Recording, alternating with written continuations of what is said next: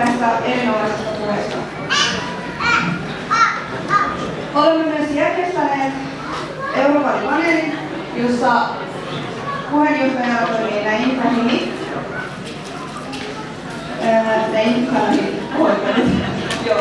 Helmi Lipiäinen ja arvovieraamme, jotka osallistuvat siihen, on Sirpa Pietikäinen, europarlamentaarikko ja kokoomuksen kansanedustaja.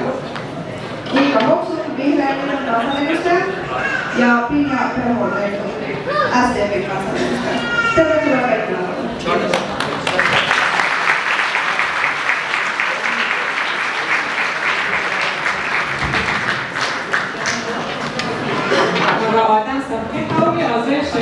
Moi kyllä minusta se on nyt tässä mä mutta mulla on ollut sääkiä.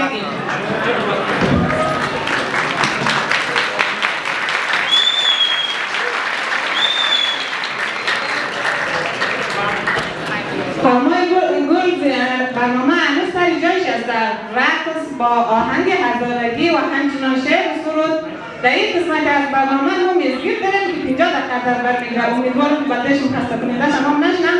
اگر خواستم میتونید دم شراز کنید. تشکر.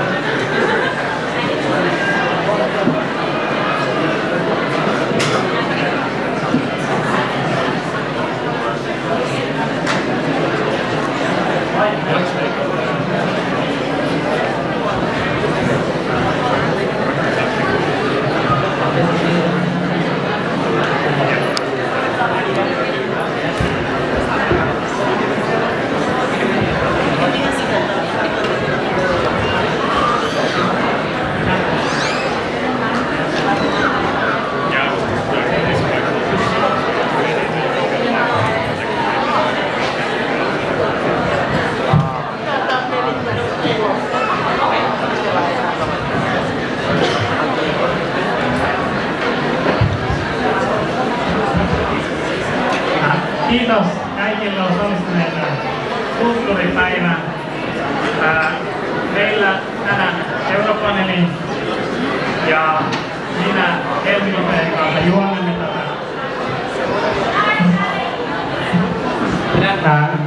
Tämä Europaneelin minä ja Helmi Lipeinen juonnamme paneelin teemat. Tämän paneelin teemat ovat Afganistan ja erityisesti naiset ja hazareiden asema siellä. Tänään haluamme paitsi juhlistaa hazareiden kulttuuria, myös keskustella hazareiden tilanteesta. Hazareet ovat etninen ryhmä Afganistanissa. Meitä on vainottu yli 100 vuotta. Ja vaino ja syrjintä jatkuu edelleen hazareiden kohtaan. On tehty ja tehdään edelleen toistuvia hyökkäyksiä sekä itsemurhaiskuja.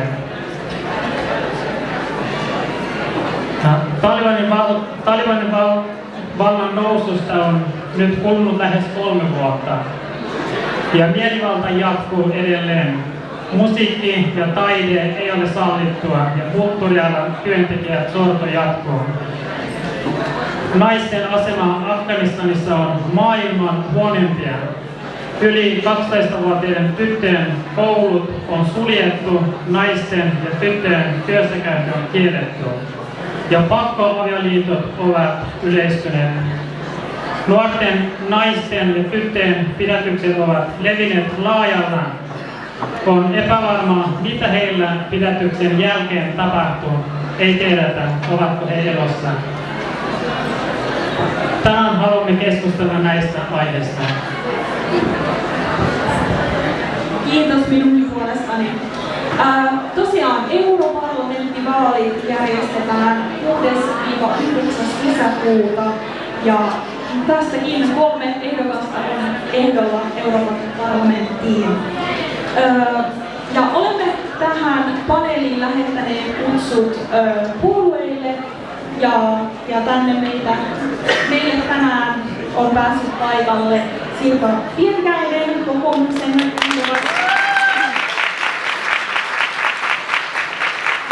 Inga Hopsu vihreistä Minja Perholehto SDP:stä.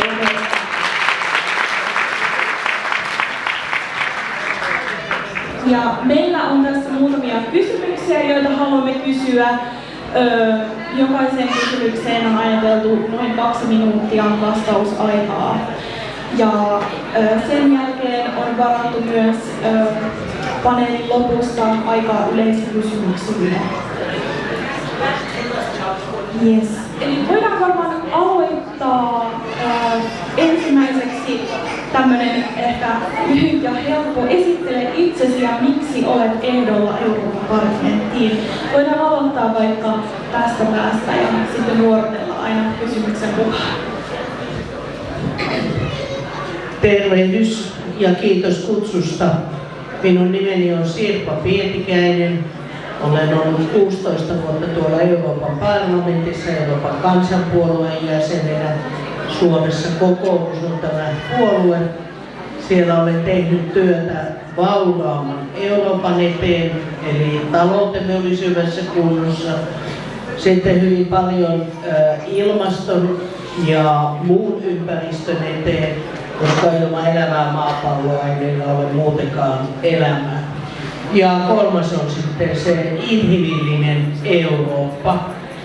Eli me teemme tätä kaikkea politiikkaa, jotta ihmiset voisivat paremmin ja siihen kuuluu terveys, kunnon sosiaaliturva, mutta aivan ytimessä ihmisoikeudet ja naisten oikeudet. Ja ehkä se isoin aika siinä työssä onkin mennyt tuolla tasa-arvon valiokunnassa, naisten oikeuksien valiokunnassa siitä, että me voitaisiin vähentää, jos voisi lopettaa naisiin kohdistuva syrjintä.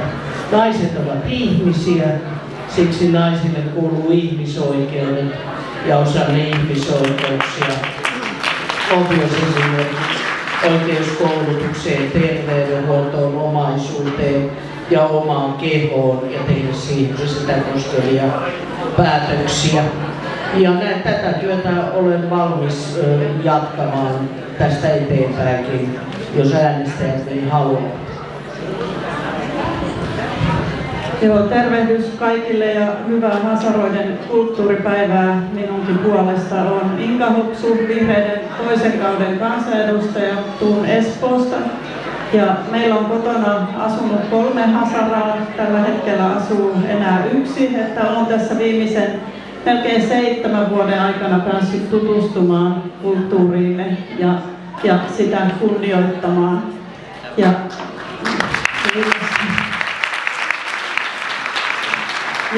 samalla on tullut seurattua läheltä myös sitä kamalaa tilannetta, joka Afganistanissa on naisten ja tyttöjen osalta. Esimerkiksi meillä asuvien poikien sisarten kohtaloa siitä, että 12 vuoden jälkeen, ikävuoden jälkeen et pääse enää kouluun ja pystyy opiskelua jatkamaan. Ja mä oon itse taustaltani opettaja ja olen tehnyt kehitysyhteistyötä ennen kuin nousin eduskuntaan. Ja kirkon ulkomaanus, jossa olin töissä, me tehtiin sitä 15 eri maassa, tuolla Afrikassa, Aasiassa, Haitilla, muun muassa Latinalaisessa Amerikassa. Ja siellä nimenomaan koitettiin edistää sitä koulutukseen pääsyä, tyttöjen koulutusta, lukutaitoa ja sitä kaikkea muutosta, mitä se voi yhteiskuntaan tuoda. Sitä, miten demokratia, kehitys vahvistuu, miten korruptiota kitketään ja miten saadaan toimiva yhteiskunta. Mutta nämä kaikki lähtee mun mielestä liikkeelle sieltä ihmisoikeuskysymyksistä, että jokaista ihmistä arvostetaan ja kunnioitetaan. Ja miksi on ehdolla Euroopan parlamenttiin, niin Euroopan unioni on sellainen, voisi sanoa, että työkalu mahdollistamaan rauhan säilymistä, kilpailukyvyn vahvistumista koko Euroopan osalta. Ja en tiedä kuinka hyvin olette pystyneet seuraamaan, mutta sieltä tulee monia direktiivejä ja päätöksiä, jotka vaikuttaa sitten meidän Suomen lainsäädäntöön. Eli molemmissa sekä Suomen parlamentissa että Euroopan parlamentissa pystyy vaikuttamaan siihen, miten me ilmastokriisiä ratkotaan, miten me luontokatoa ratkotaan, miten me kansainvälisesti voidaan esimerkiksi juuri näitä ihmisoikeuksia ja demokratiakehitystä vahvistaa. Eli kummassakin parlamentissa näen, että minulla olisi mahdollisuus näiden eteen ja puolesta toimia.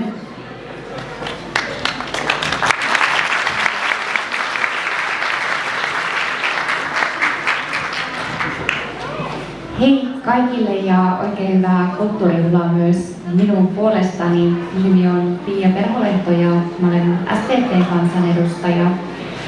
Ajattelen niin, että mulla on oikeastaan 3 syytä, miksi haluaisin Euroopan parlamenttiin, ja se ensimmäinen syy on vapaus. Silloin kun Euroopan unioni aikanaan perustettiin, niin se perustettiin nimenomaan edistämään vapautta, rauhaa, demokratiaa, ihmisoikeuksia, ja mielestäni kaikessa on kyse siitä, että ihmisten pitäisi olla vapaita. Tarkoittaa sitä, että pitää olla vapaa saada olla juuri sellainen kuin itse on. Pitää saada olla vapaus kokoontua. Pitää saada olla vapaus valita itse, minkälaista polkua haluaa rakentaa. Ja se on mulle ehkä sellainen perimmäinen arvo, joka liittyy hyvin paljon toiseen syyhyn, joka on ihmisoikeudet. Sirpa ja Inka hyvin tässä edellä puhuivat siitä, ja mä luulen, että ihmisoikeudet on nimenomaan sellainen kysymys, joka meitä kaikkia 3 myös yhdistää. Mutta ihmisoikeudet tarkoittaa erityisesti EU:ssa myös sitä, että ei katsota ihmisoikeuksien toteutumista pelkästään siellä Euroopan unionin sisällä, vaan muistetaan, että meillä jokaisella, mutta erityisesti päättäjillä on tosi iso vastuu siitä, että me emme huolehdi vain itsestämme, vaan me huolehdimme myös niistä ihmisistä, jotka on Euroopan unionin ulkopuolella, jotta heillä on vähintään samat oikeudet ja mahdollisuudet saada ihmisarvoinen elämä, olla vapaita ja että heidän ihmisoikeudet tulee myös noudatetuksi. Ja sen takia oikeastaan se 3. syy, miksi Euroopan parlamenttiin haluaisin, on kestävä kehitys. Se ei sanana kuulosta aina niin kiinnostavalta, mutta minun mielestä se kiteyttää aika hyvin sen, että samaan aikaan kun rakennetaan rauhaa, samaan aikaan kun turvataan ihmisoikeuksia kaikille ja kaikkialle, niin samaan aikaan pitäisi edistää pääsyä koulutukseen, pitäisi torjua ilmastonmuutosta, pitää vahvistaa sitä, että Suomen luonto, mutta myös koko Euroopan unionin, koko maapallon luonto voi hyvin, sillä jos me valitaan vain jotain asioita, niin keskitytään, niin koskaan ei saa rakennettua parempaa maailmaa, ja sen takia kestävä kehitys on nimenomaan ydinsana sille, että pitää pitää huoli paitsi toinen toisistamme, niin pitää pitää huoli myös luonnosta, ilmastosta, ympäristöstä, ja se on mun mielestä sen takia sana, johon tykkään nojautua. Eli nämä 3 asiaa: vapaus, ihmisoikeudet ja kestävä kehitys.